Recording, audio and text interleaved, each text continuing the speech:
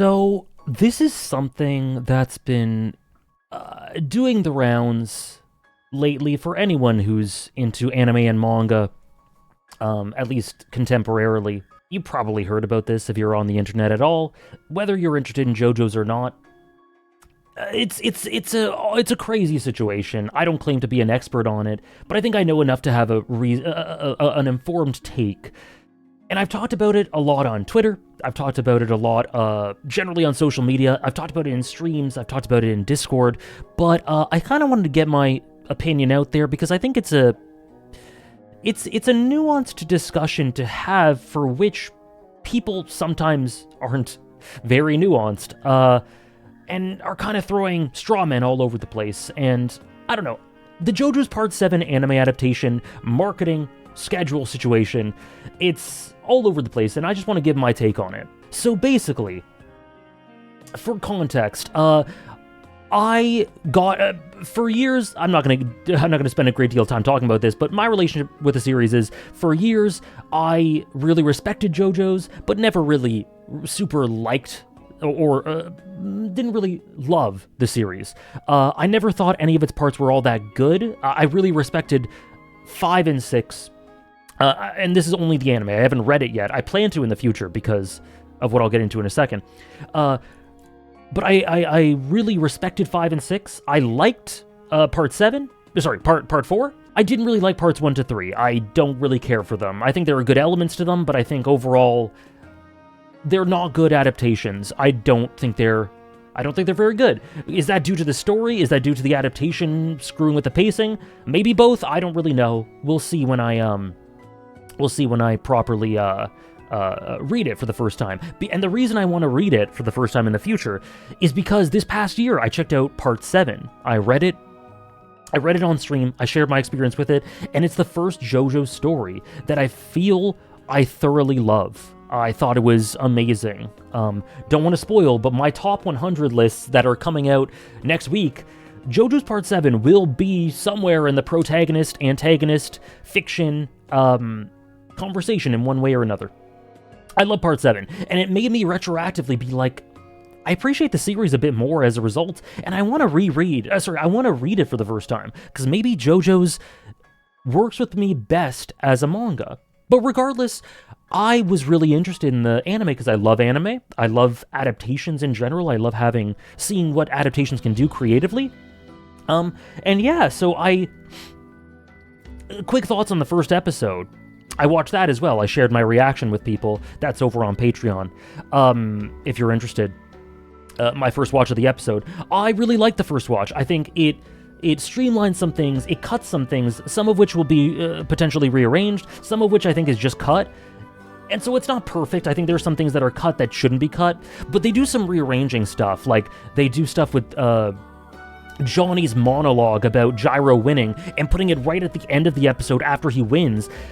And they restructured the race and streamlined it so that it ends up being this 50-minute, really hype premiere to get you into the premise of it and end at the end of basically what is the first arc. The introductory first 11 chapters, I think, which coincidentally was my first stream. And they streamline a lot of stuff. They skip past a lot of stuff, and I get people having a problem with that. I have problems with some of it, but I think it being done in the service of making the first episode this really hype first leg is a very valid creative approach that, while there are negatives to it, I think the positives work out really well. I think the restructuring and rearranging makes it a really good premiere. And I really liked the soundtrack, I liked some of the voice acting, some of the presentation was cool. I thought the first episode was really enjoyable. Now, that isn't what we're talking about here. What we're talking about here is the marketing, because all we've known for ages is that JoJo's Part 7's anime, which people have been waiting for. Not me, I've been waiting for it for less than a year, but people, the JoJo's fandom, have been waiting for forever, was going to come out in 2026. Then we got word that it was going to be in and around the springtime, the spring season. It came out a couple of weeks before the spring season, March 19th, I believe it was. Could be wrong, but I think around there. And they say that this is the first episode. This double-length episode is going to be the first episode of the season. And people watched it, and people enjoyed it, or whatever, however you feel about it. But then, the natural thing to assume is because in the past, for part 6, there were like 12 episode batches. Then that did, in my opinion, really kill the hype. I really like weekly JoJo's. That's kind of besides the point. I'll talk about that a little, but it's not really the point here. The thing is, that episode released, double-length episode, great, and there was no word on the next episode, when it would happen, any of that. And so I assumed, and I think many assumed, but, maybe not, because people are cautious with this sort of thing when it comes to the Netflix release, the Netflix stuff. I assumed, there's not, 10, 11, 12 episodes to watch. They must be doing it weekly. Not the case. Not the case. I was wrong about that. I tweeted, nice, it's going to be weekly, and quickly deleted it because, there was no confirmation there. And we were just in the dark. The next week after that, after the week that it aired, Netflix gives their weekly schedule. There's no JoJo's on it. There is zero information, about when it continued. It could have been, the week after. It could have been a year after. It could have been 10 years after. No one knew when it was continuing. There was no clarity. None whatsoever. And, that's not, to be clear, that isn't unheard of. This happens, as people have pointed out to me, and which is true. Again, grain of salt with what I'm saying. I'm no expert of the industry. I'm not an anime historian. I never claimed to be. So keep that in mind. But as far as I know, this isn't unheard of. This happens with OVAs, where something similar to this happened with Fate's Strange Fake, where like 2.5 years ago, the first episode came out, double length. We didn't hear about it for a couple of years. And I'm pretty sure the communication with that was quite bad too. I don't know exactly, but I think it was kind of similar. This happens with OVAs. OVA series where there could be 6 months in between episodes for any given OVA series. It could be a year apart. It could be, and there's no communication. But I think the thing, for me, the inherent assumption with OVAs like that and situations like that is, in the case of it not being a seasonal, like in the case of it being an OVA, I think you kind of have an inherent expectation that the releases might be weird. I do, at least. And I think given the history of, my 10 years in anime, again, not an expert, but given my history with it, I think I wouldn't be surprised if something's stated to be an OVA and the release schedule's a bit wonky. The thing with this is, JoJo's never been that. It's been a weekly release for the first 5 parts, and then for part 6, they released it in 12-episode batches. I don't know exactly. Let me quickly check. It was released December 2021, the first 12 episodes, September 2022, the second 12 episodes, and the last 14 episodes or so was December 2022. So it was 3 batches within a year. Right. So that was what happened with Stone Ocean, and again, because I wasn't really deep into the JoJo's fandom, I don't remember how that was communicated. I don't know if they were clear about there will be another batch in September, there will be another batch in December. I don't really know. But the point is, JoJo's is not viewed to be an OVA series. It's never been the precedent that JoJo's, take it when you get it. That's never been strongly communicated, and especially for a new adaptation coming out basically 4 years after the last one. Or I guess 3.5. The schedule was weird. 3.5 to 4.5 years. You would assume, and I think it's very natural to assume, because nothing otherwise has been stated, some sort of natural release schedule. Because we weren't informed otherwise. So episode 1 releases, then there's nothing. There's no episode the next week. There's no episode the next week. The week after that, total and complete silence from everyone associated with the anime, except for an interview that they had with, I think, the series director, where they ask, when is the next episode going to come out? Which, to me, it's strange to be asking that in the first place, because my assumption was that it would be weekly since it wasn't in batches. But that aside, and then the director says, I don't really know. I hope it comes out soon. And so, That's crazy to me. That's really crazy to me. Not because of anything to do with the director or the staff associated with the production, but because there's no communication. All we knew was it released in 2026.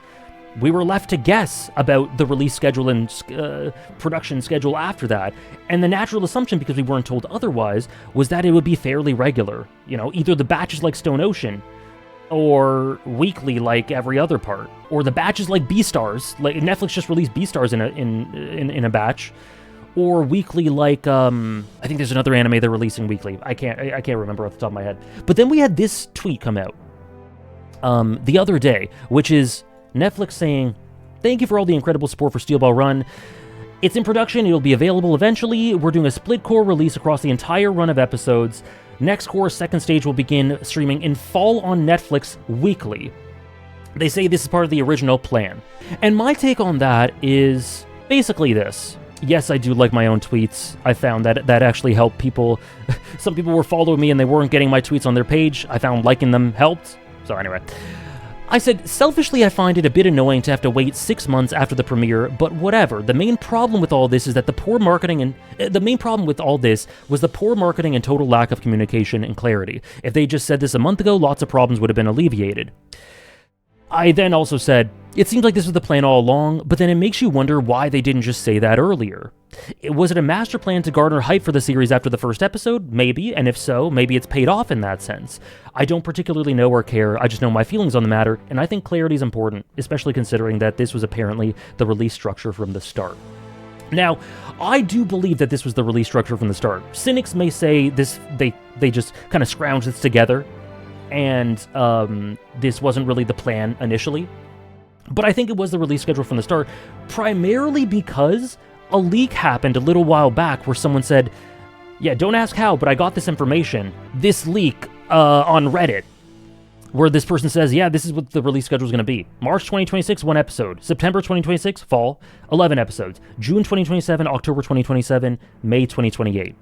This was leaked a while back. I don't know exactly, but it was a decent, a few months ago apparently. So that makes me think that this was planned from the beginning, but it was maybe planned in batches. So I'm stumbling here because there's so much to this, and I didn't even talk about the pressure from the fandom, but there was immense pressure from the fandom for an answer in response to all this. Were they every damn Twitter post from Netflix was met with angry faces for angry demonic Johnny faces until JoJo's fans got those answers.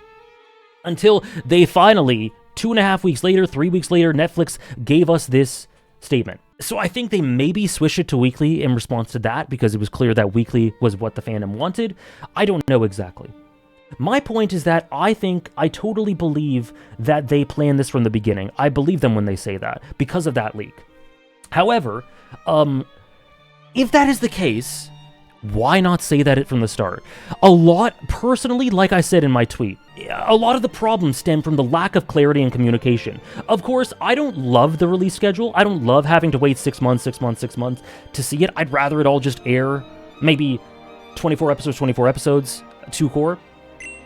But that's just me being, that's just my personal take on it and all of that. I think that's besides the point. I can deal with that, and I think most mature, level-headed people will come to terms with that release schedule. I think the main problem is that they didn't give you any clarity of this from the start. They didn't give us any information about it. Until they were pushed into doing so, because everyone was freaking out and pouring into their mentions and giving them demonic Johnny faces all over the place. Let's see if I can quickly show you what I mean, because it was all over the place. Let's see. Yep.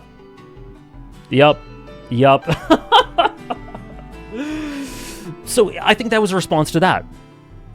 Now, one might ask, why would they do this? And someone had a really good, Huss had a really good idea here. It's probably because they want you to subscribe for as long as possible. If you know the release dates, then I'm guessing they think people will sub and then unsubscribe. Really stupid either way, is what Huss says here. Yes, I totally buy into that, unfortunately. It's a gross way to go about things. But if they just string you along, if they string the fandom along, there's no guarantee when it comes out. It could come out any day, so you keep that subscription going. Gives them more revenue, gives them more money. Unfortunately, I think that's a very possible idea. I just think a lot of it could have been solved by proper communication from the start, but maybe that wouldn't have been the best business move, the best commercial move, so they didn't. Shabes gives a really good point here, too. I think JoJo fans would have been upset if they clarified because of the history of the title. Big bad Western streamer took JoJo Fridays away, but the uncertainty exacerbated and vindicated such cynicism. That is a very important point. Sorry, I forgot to like it.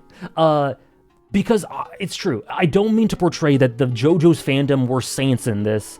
People, I think, were going a bit over the top. Were doing things that were a bit crazy. They were like kind of harassing dub actors to tell Netflix or the production committee or the higher ups to communicate this stuff when dub actors, any actors have no power in this sort of situation. Stuff like that. People, they were taking it too far, and I think even if things were communicated from the beginning, people would have had a problem with the schedule because it's not weekly. There would have been problems either way, people complain either way, and this wasn't handled perfectly at all by the JoJo's fandom. However, having said that, I think I think the main story for me is the poor clarity, the poor communication, the bad marketing, the total lack of communication, of keeping everyone in the dark and having no idea when this beloved adaptation, years and years and years of anticipation for it, will even be released. It's crazy to me. To me, it's crazy. And that is my main takeaway. That the lack of that communication was the problem here. Now, I think as of right now, I think we're good now. We're good. I think this is a good enough statement. We're gonna get... Ideally for me, I wish they would have waited to just release this with the rest of the second stage core or whatever. But it is what it is, and I'm not going to complain too much about that. It's a little annoying, but but whatever. The main thing is, I hope they communicate more once the second stage is done about what's happening next. Hopefully they learn their lesson. Hopefully they do that. If we are to understand it's going to happen again in 2027, the third stage, I guess we'll see. That's my take.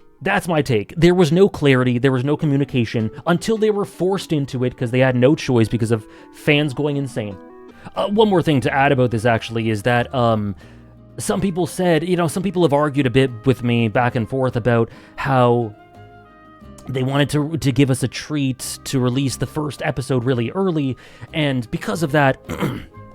there's some sort of special date in March. I don't really know exactly what it was, but some sort of special thing for the fans by giving us a treat with a special presentation of the premiere episode before the 6 month and before the proper anime starts, which is essentially in September or whenever it's going to happen in fall. In which case, do I really agree with that? Do I really enjoy that we have this first episode and then a 6 month wait and then the rest of it? No, honestly, I would have rather just waited for the first episode to drop in September too, and then have the rest of it going forward, instead of waiting that long. But not everyone might feel the same way as me, and considering that, I get it. Sure, if that's part of the reasoning, is that they wanted to give fans a special preview and a treat, and commemorate some sort of special date for JoJo's, again, don't know the details, but if they wanted to do that, cool, that's great. That's awesome. So tell us then, what to expect for the rest of the series then. If this is a special presentation, the anime has started. It's done. The horse has bolted. Pardon the pun. So let us know what to expect. I don't know, man. OVA practices and this sort of thing, that sort of reasoning doesn't work. JoJo's has never been like that. So yeah, that is worth noting as well. And I get it, I see it. It still comes down to communication. I don't think there's any proper justification for why they couldn't have released this because of that reasoning, and then also just after the first episode dropped immediately, or right before it maybe, or maybe a couple weeks before it, call me crazy, told us what to expect. It's just communication. It's just clarity. It's just proper marketing. Now, like I said, wasn't perfect from the JoJo's fans' point of view. I don't love the schedule, but I think the main takeaway is that all these problems, like Shabe said, were completely exacerbated by everyone being uncertain, left in the dark, having no idea what was going on with this, and I think, unfortunately, it's another example of, I know it's an easy narrative to buy into and to reinforce, but Netflix continues to not do JoJo's any problems. Maybe they were doing this to, like I said, garner hype for the series. Maybe they were doing this to string people along to keep their subscriptions for months they might have canceled it anyway. They were probably part of the thinking in the boardroom meetings for this sort of thing, or the emails or the memos or whatever, which is a shame because I think it's kind of gross, but that's the world we live in. Anyways, feel free to share your thoughts on this. This is just my take on it. It's just an unfortunate situation for a series that's near and dear to my heart now, and I very much look forward to seeing what the staff do. I hope the funding for this, I guess the schedule, because this is being stretched out, so I hope the resources at the disposal of the staff, I hope the schedule's good, I hope they have all the resources they need to make this as good as possible. I think the first episode was promising, and please just support everyone involved on the staff side of things with this going forward. Support the dub actors, support the staff, the animators, the director. This isn't something that they have control over, and all they are trying to do is give us the best possible product, and they deserve support for that. And I think if they do more of the same from what we saw in episode 1, it could be a really good adaptation. My take is, market better, communicate better, even if you might lose some subscriptions. That's just my take, but maybe I'm too idealistic and not cynical enough for that sort of thing. Maybe I'm not too financially minded enough for that sort of thing. I don't know. If I've missed anything, because there's a lot of elements of this issue, I will try to put a pinned comment maybe, or revisit this in the comments if I've forgotten anything, but I think that's all I've got to say about it. Weird situation all around. Feel free to share your thoughts. Sorry, not perfect from any perspective, but I think I have an idea of what the main problem here was and where most of the blame lies, and it's on that communication, clarity. People will always complain because people will always try to find something to complain about. Rabid fandoms, and very passionate fandoms like the JoJo fandom is, there will always be some people who will complain or be very, very over the top, but it's undeniable. It is sheer fact, as far as I'm concerned, that all of that was exacerbated because of the uncertainty and how people were left in the dark. That's my take. That's all I got. Have a good one, guys. And yeah, feel free to share your thoughts about this. It's quite a topic at the moment.